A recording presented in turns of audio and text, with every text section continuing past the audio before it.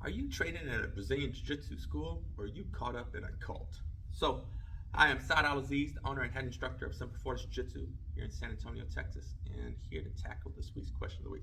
This week's question of the week wasn't actually a question for question of the week. It was just a comment somebody made about belt rank demotions in Brazilian Jiu Jitsu on a previous video that I'd done. And I was reading the comment last night and I was like, man, I need to make a video to answer this comment, because the comment really bothered me about the situation that this student found themselves in. And I've never met the student. I don't know what school they train at or who their instructor is. But when they made a comment on my video, it just made me say, man, I'm going to make this a question of the week because I really want to address this situation. So I'll read what the student said. And so you can always go into like my belt rank demotion in Brazilian Jiu Jitsu video that I did a few weeks ago, or probably a few months ago. And this is what the student wrote me. He said, my professor demoted me for missing graduation. He said I disrespected the gym. He took all 4 of my stripes and was going to promote me to blue belt. However, my sister was graduating, so I told him in advance I wasn't able to make the promotion ceremony. He told me it wasn't his problem, and when I showed up to class Monday, he had me grab my belt and he took all 4 of my stripes off my belt in front of my classmates, saying that by missing graduation, I disrespected the gym. I personally want to talk to the owner, but I kind of fear the guy.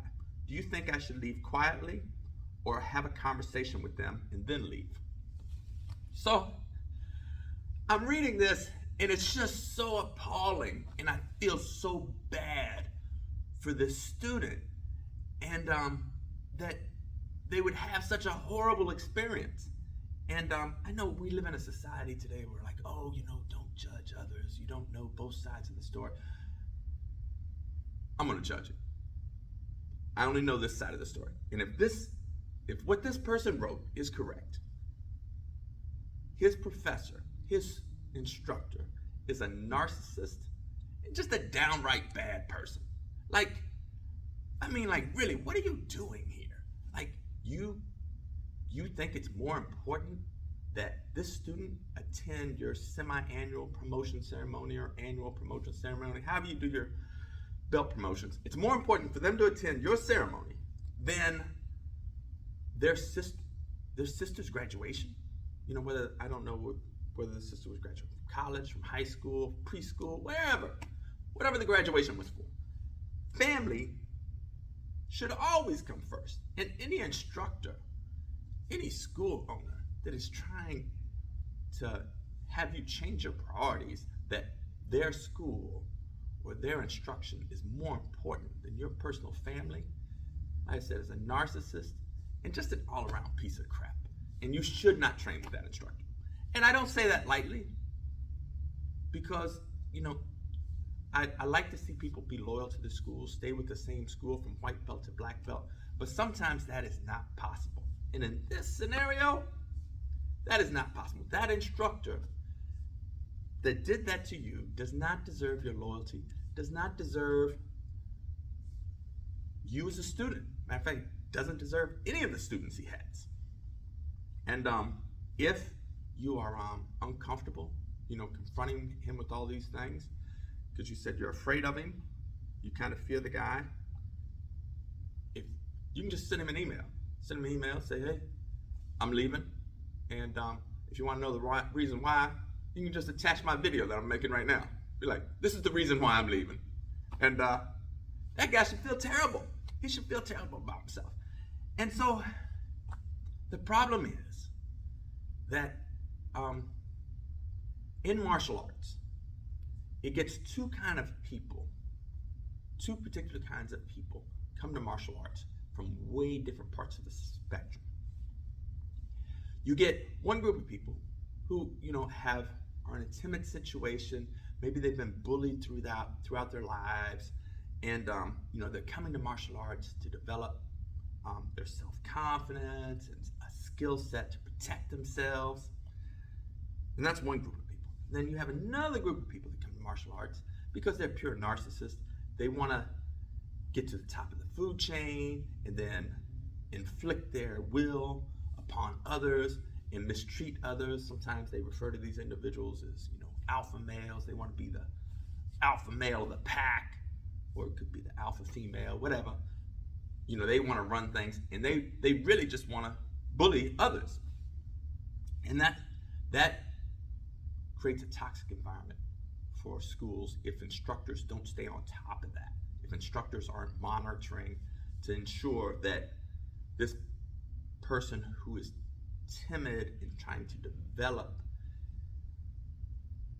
is not being bullied by an instructor, worst case scenario, or other classmates because they're taking advantage of this person. Like, nobody's signing up paying Brazilian Jiu Jitsu tuition or Taekwondo or boxing, any other martial art.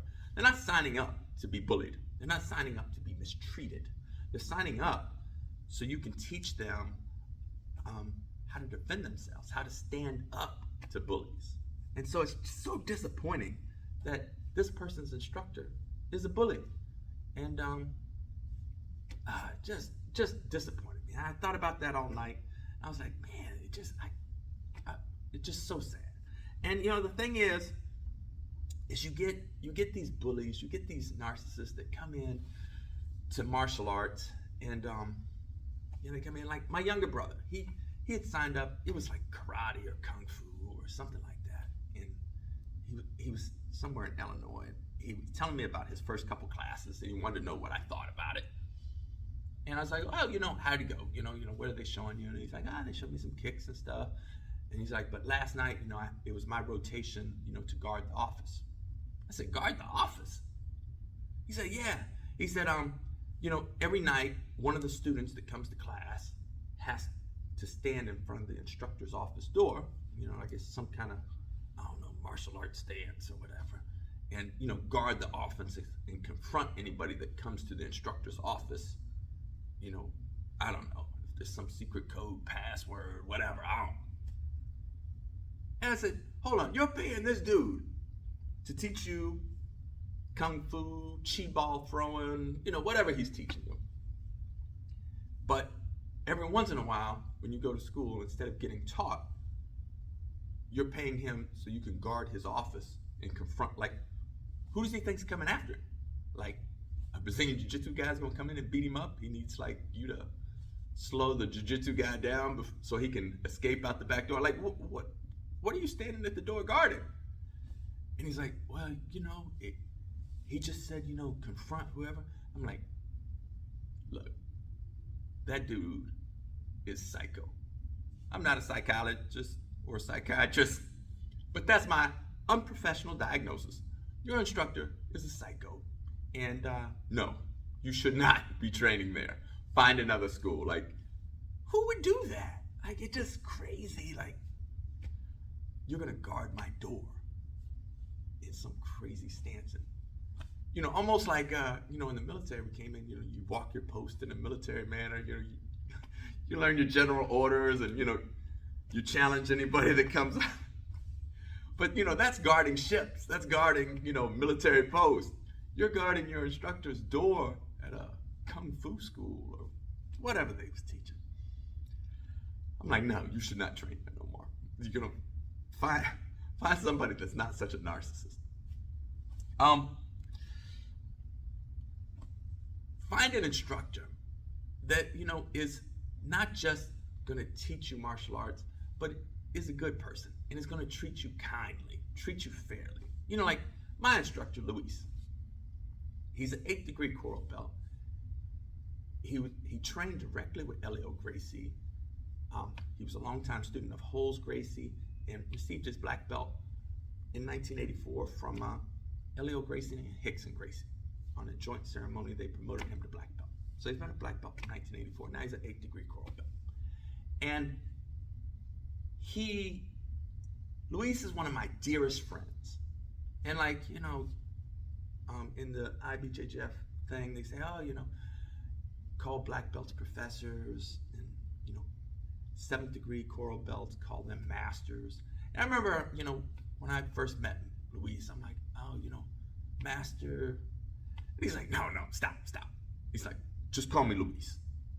And the reason he did that is because he's not full of himself. He's like, and when it's my birthday, he calls me. He's like, hey, happy birthday, son. We went on a vacation to Brazil. He took me to his family home. I stayed with him. He's not just my teacher. He's one of my dearest friends. But the key to all that is Luis is a good person. And that's what's made my relationship, me, my wife, my children, my grandchildren have with Luis, is because Luis is a good person. And so I love training with him. I love seeing him. I love learning from him. Not just because he's going to show me a magical technique, but because he genuinely cares about me and my family. And that's what you should look for in an instructor. So I talk about it on my webpage. Martial arts instructors should strive to be what Mr. Miyagi in Karate Kid in 1984 when it came out, what Mr. Miyagi was to Daniel. That's what we should strive to be. Not what John Kreese was to the Cobra Kai dojo. And what it sounds like is that my friend that became the question of the week is hanging out training with some John Kreese in the Cobra Kai dojo. And he needs to leave there and find him at Mr. Miyagi. So that's my answer to the question of the week. Like I said, if you don't want to tell your instructor in person, you can just shoot him a copy of my video and be like, ditto. And he can call me and talk to me. But I'm totally disappointed that this person did this to you. And I wish you the best in your Brazilian Jiu Jitsu journey. And honestly, you deserve better than that instructor. And check out my other videos. Feel free to subscribe. And if you got a question for next week, or any time there's a question, just fire a comment below, and be more than happy to answer anybody's question, whether you're a student at my school or somewhere else. All right, ciao.